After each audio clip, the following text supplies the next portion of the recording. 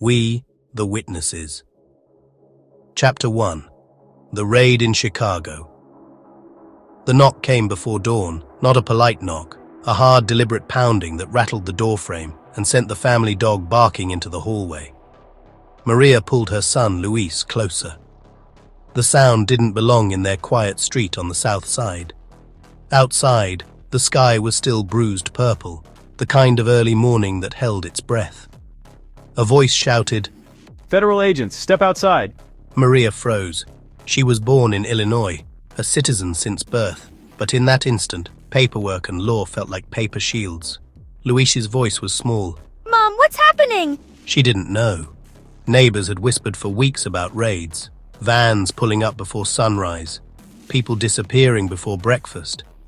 But this was the first time she'd seen the flashing blue strobes sweep across her own curtains. When she cracked the door open, the beam of a flashlight hit her face. "Ma'am, we need to verify occupants." Behind him stood men in dark uniforms, faces unreadable under helmets. Maria held up her ID with shaking hands. "We're citizens," she said. The officer didn't take it. "Step outside." Luis started to cry. Two agents moved past the porch. Another reached for a zip tie. Maria took a half step back into her house. The thin threshold suddenly felt like the border between two worlds. Then, from the sidewalk, a voice cut through the tension. Wait, she's not on the list. The officer hesitated, looked down at a tablet, then back at Maria. "Ma'am, remain indoors." And just like that, they were gone. Boots fading down the block, engines roaring to life, a convoy disappearing into the morning fog. Maria closed the door and leaned against it, heart pounding. Outside, neighbors stood in silence, half-dressed, half awake. No one spoke.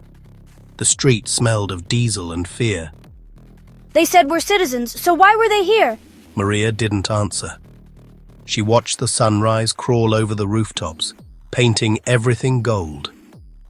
The day would go on. People would clock in. Kids would go to school. The city would hum again. But she knew something had changed, not just for her, but for everyone who had opened their door that morning.